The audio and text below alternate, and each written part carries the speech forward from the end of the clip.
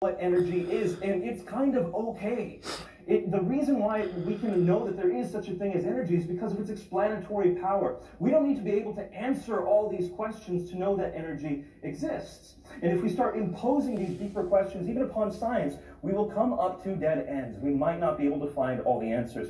And something that I find interesting is that early Muslims understood this about Tawhid as well. What I want to do next is to cover a little bit of the history and the complexity found of Tawhid.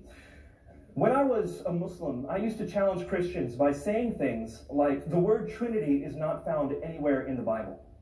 I'd say things like the doctrine of the Trinity developed over hundreds of years, and that the Trinity is complex, and philosophically and theologically it's hard to grasp. Why would God do that about himself? And because I'd say these things, I would feel I had a case against Christianity.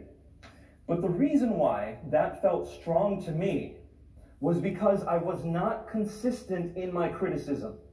If I applied the same critical thoughts to Tawhid, here's what I would have found. The word Tawhid is not found in the Quran. In fact, it's not found anywhere in the Hadith. The concept of Tawhid was continuing to be developed for hundreds of years after Muhammad. That's why it wasn't found in Hadith. And in fact, Tawhid is complex, both philosophically and theologically. I want to fast forward a little bit to the first Islamic Inquisition. And you heard me right, it is the first Islamic Inquisition. It's called the Mihna. This Inquisition literally flogged and executed people who disagreed on the issue of Tawhid. In April of 833 AD, the Abbasid Caliph Ma'mun launched this Inquisition, and this is what he says. He has no belief in Tawhid who does not confess that the Quran is created. What is Ma'mun saying? He's saying, look, I hear that there's some people out there who believe that the Quran is eternal. But if you have an eternal Quran next to an eternal Allah, that's two gods. Or that's two persons within the Godhead, whatever you want to call it. That challenges the unity of Tawhid if you believe the Quran's eternal. This Inquisition was launched throughout the Islamic world. If you've heard of the name of Ahmad ibn Hanbal, he's the founder of the Hanbali madhab of Islam. He was one of the first people who came under the flogging of this Inquisition. Others were killed. Others were flogged in mosques in their underwear. This kind of stuff happened throughout the Islamic world until 849 AD. What happened then? Mutawakkil said, we're going to stop arguing about this. He didn't say, let's resolve it in this way or that way. He said, we're going to stop arguing about this. Now, why did this happen? It's because there were arguments at that time over Allah's attributes. Some people were beginning to argue, does Allah have hair? Does he have a beard? Some people said, yes, he has curly hair. Some people said, no, he's like a youth without a beard. They're beginning to start talking about Allah, and then they start thinking more about his attributes and saying, does Allah have attributes? Or is he those attributes? Does he have knowledge, or is he knowledgeable? And that makes a difference, because if he has something, then is that something separate from him that lasts eternally? These are the kinds of questions that start coming up when you start thinking deeply about God, no matter what monotheistic faith. The deeper you think about God, the more these questions are going to arise. Well, that question specifically came with the attribute of God's speech, called kalam in Islamic history. Is his speech a part of who he is, or is it separate? Now, if you argued that the Quran was separate from Allah, then you had to argue that there was some kind of eternal Quran next to him. Those who were the rationalists argued, no, Allah created the Quran. There's nothing eternal alongside Quran. And that was the Mu'tazili argument. Some of you will have heard that. And that was the argument that Ma'mun espoused. And it wasn't until Mutawakkil came that the Mu'tazili day stopped being had by some of the Muslims. These arguments continue till today, and that's the point I want to get across to you. People are beginning to revive some of these arguments. For example, Nasir Hamid Abu Zaid, a scholar, has argued that the Quran is situated in history. The Wadud laws, those harsh laws that we see being applied by certain Muslims, that is something that belongs in a historical context. It should not be applied today. So he says it's a part of history. And of course we know that the Quran kind of was a result of history, because we see certain texts, certain apocryphal texts being used by the Quran. For example, when the Quran says that Jesus was able to speak at his birth, it's referring to a Gnostic text written hundreds of years after Jesus. When it says that Jesus was able to create clay birds and give them life, that's found in the infancy gospel of Thomas, a late Gnostic gospel. So the Quran uses late sources on Jesus' life. We know that the Quran is situated within a historical context. Of course, Muslims are now beginning to argue that the text of the Quran also developed over time. These are two Muslim scholars from Turkey who compared the supposed Uthmanic Quran in Turkey and some other Uthmanic Qurans to today's Quran. And their conclusion is those Qurans are very different in some of their details from today's Quran. And they say that that's not from Uthman's time. These are Muslim scholars. So Muslims are continuing to talk about the development of the text of the Quran. And it's not just now. It was originally as well. We saw that even in Muhammad's, the Salaf generation, among the companions, people like Abdullah ibn Mas'ud and Ubay ibn Ka'ab disagreed on the canon of the Quran. These are the people that Muhammad handpicked to teach the Quran to others. One of them would say that the Quran should have 116 chapters. The other would say that the Quran should have 111 chapters. These disputes were resolved in space and time. And that is why some people begin to argue, as Muslim scholars are still arguing today, that the Quran is created. Why do I bring all this up? Because this was the first Islamic Inquisition, and it's still being discussed. Tawheed has not been resolved. The closest anyone came was Abu al-Hasan al-Ash'ari, who said, we don't know how to resolve this. I know the Quran is eternal. I know Allah has these attributes, and I know Tawheed is true. I don't know how to resolve it. The slogan from him became, Bila kayf. We don't know how. Here's the point I want to make with you tonight. The reason why Islam has taught that the Quran is eternal, while not challenging Tawheed, is we don't know how. Bila kayf. Never been resolved. In fact, one Turkish scholar just put this out of the University of Ankara in October of this past year. He said the argument that the Quran is eternal was borrowed from Christians who believed in the hypostatic union of Jesus and the Father and the two natures of Jesus. In summary, regarding Tawheed, Tawheed is still hotly disputed today. It is philosophically and theologically quite complex. We can't just assume that it's simple. There are many complexities that are involved. There are many questions that remain about Tawheed that are unanswered even today. And the Islamic majority position remains bila kayf. Which leads me to the first question that I would like to ask Dr. Ali. In his criticisms of the Trinity, which we can expect to come shortly, is he also condemning the vast majority of Sunni Islam when they say bila kayf? Is he being consistent, or is he also condemning Islam? That's what I'll be hoping to see from you at your leisure. Let's continue then. Now that we've understood by taking a look at science and recalibrating our expectations, we don't even know what energy is. We cannot expect to know all the details about the creator of energy. Early Muslims understood that. Bila kayf, we don't know. We rely upon revelation. Now that we understand that this is how we should approach God, let's take a look at the evidence for the Trinity. The first thing I want to say is that the Quran says in Surah Al-Ma'idah, verse 116, O Jesus, son of Mary, did you say to the people, take me and my mother as deities beside Allah?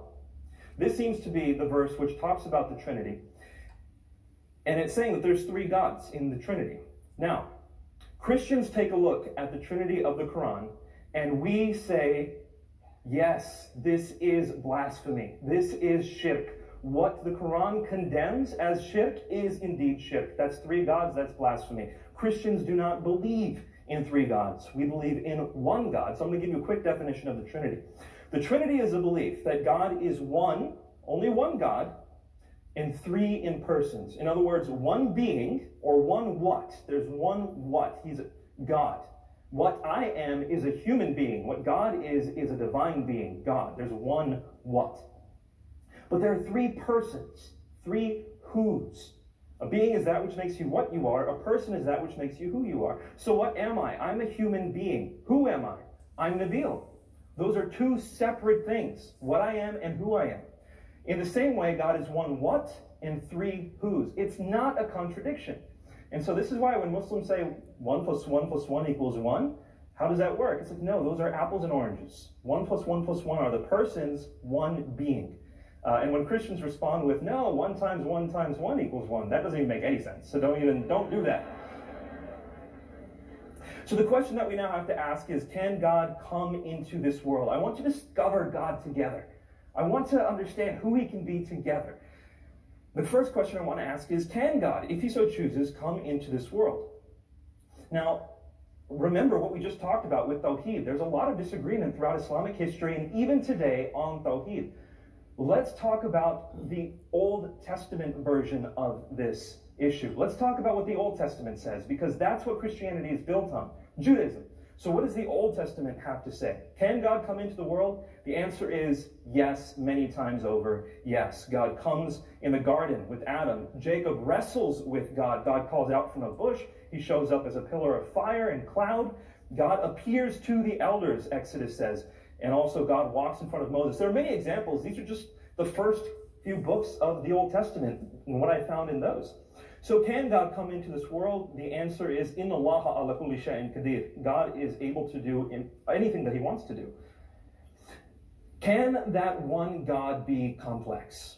Now, going back to the issue of who God is, even in Islam, he is very, very complex. We can't understand his nature. Now, within the Old Testament, is that so? The first time we see God introduced in the Old Testament is the very first verse of the Old Testament. The word God is Elohim. Okay, but notice, the word Elohim is plural. Technically, we translate this word gods. However, the verse treated that word as if it were singular. So it's plural and singular at the same time, from the very first verse of the Old Testament. There are actually 4 examples of this pluriform God in Genesis chapter 1. I can't go into all, but one more that I want to go to is Genesis 1:26. Same chapter, 4 examples. This is the second. It's that God says, let us make man in our image. Now you might say, well, that's just majestic talk. God is just being majestic. Gleason Archer has pointed out that never in the Hebrew Bible does that way of using the word us ever get used in the form of majesty. God is saying something about himself. He's plural and yet singular. Now, the most common response to this, and one I've heard Dr. Ali give the most in his talks, is what about the Shema? This is like the Jewish Shahada. This is Shema Yisrael, Adonai Eloheinu, Adonai Echad. Doesn't that say, hear, O Israel, the Lord our God, the Lord is one? Well, that's one translation of it. What it can also say is, hear, O Israel, Yahweh is our God, Yahweh alone. And in fact, that is one of the Hebrew translations used today, even among Jews. Now note, the word echad is an interesting word. Whenever the Bible wants to talk about something that is one and has multiple components in that one, it uses the word echad. Follow me, this is extremely important. If God wants to say, I am one and plural, the word he would use is echad. How do we know that? Let's look at these examples. Genesis 1:5 is one example. Let's look at Genesis 2:24. It says, man and woman will become one. The word one there is echad. Man, woman, 2 people will become one echad. Numbers 13:23, a single cluster of grapes, many different grapes making one cluster, is echad. That's what the word echad means. Now, there is a perfectly good word for one and one alone in Hebrew, and that's yechid. For example, in Judges, she was his one and only child, Yechid. Jeremiah, mourn as if for an only son, Yechid. So if Yahweh wanted to say, I am one and one alone, he would have used the word Yechid. But if he wanted to say, I am one and plural in my unity, he would use the word Echad. And that's exactly what we see him as having used. So we're introduced to a God who can be potentially complex. He refers to himself in the plural. And then we start seeing this. This is fascinating. I want you to watch this very carefully. In Genesis chapter 18, it says that Yahweh appeared to Abraham at the Oaks of Mamre near Sodom and Gomorrah. Yahweh appears. This is another one of those examples where God appears as a man. Then in verse 19:24, look at this. It says, now here's Yahweh about to rain fire on Sodom and Gomorrah. It says, Yahweh rained on Sodom and Gomorrah from Yahweh out of heaven. Think about this. Yahweh, who's appeared as a man, is raining fire from Yahweh in heaven. And the Hebrew here actually says Yahweh twice. This isn't a bad translation of the Hebrew. What does this mean? Well, we know the Jews only believe in one God. How can Yahweh be there and here? Now, is this just Nebil's interpretation of the Old Testament? Is this just a weird thing I'm doing with the text? Look at Amos chapter 4, verse 11. I overthrew you as Elohim overthrew Sodom and Gomorrah, declares Yahweh. Even the Old Testament realizes that Yahweh declares that Yahweh overthrew Sodom and Gomorrah. There are two, but we know there's only one God. Take a look at Psalm 110, verse 1. The Lord said to my Lord, sit at my right hand. In that context, sitting at the right hand of God is like ruling the universe with God. And it says, the Lord said to my Lord. Once again, we see that there's almost as if there are two gods, but we know there's only one God. The Old Testament is very clear about that. This is one that I definitely want you to grasp. Daniel chapter 7, verse 13. Daniel sees the Ancient of Days, who is the Father, God. He sees God, and then he says in verse 13, I kept looking in the night visions, and behold, with the clouds of heaven, one like a son of man was coming. And he came even to the Ancient of Days and was brought near before him. Okay, so here's the Ancient of Days, and there's one who looks like a son of man coming on the clouds of heaven. Deuteronomy 33 tells us only Yahweh comes on the clouds. But here's Son of Man coming on the clouds. So already we should be thinking, wait a minute, these are two God figures. And then verse 14 says this, and to him was given dominion, glory, and a kingdom, that all the peoples, nations, and men of every language might serve him. Wait a minute. To the Son of Man is given glory over heaven? That's what it says. And it says the people of every nation and language will serve him. This word serve is used over 130 times in the Bible. Every time it's used is used to denote a service due to God alone. And here it's being given to one who looks like a Son of Man. So it looks like once again we have God the Father and we have this other kind of divine being who's called one who looks like a Son of Man. Here's the point I want to make to you. The earliest Christian records proclaim that Yahweh came into this earth. It's something he has done before, and he's going to do it. We're promised he will do it in Isaiah 9:6. This is what Mark's gospel has to say about Jesus. Mark 1, verse 3. As it is written in Isaiah the prophet, prepare the way of the Lord, make straight paths for him. Now Isaiah is saying Jesus is coming, prepare the way of the Lord. Look in Isaiah 40, verse 3. Clear the way for Yahweh in the wilderness. Make smooth in the desert a highway for our God. Mark takes the word Yahweh and puts Jesus in that very same context. He's equating Jesus to Yahweh.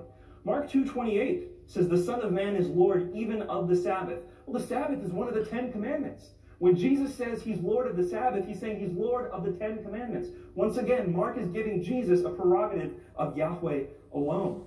In Mark 4:38, the disciples were on a boat, caught in a storm, and they called out to Jesus in their trouble, and he delivered them and made the storm to be still. Look at Psalm 107.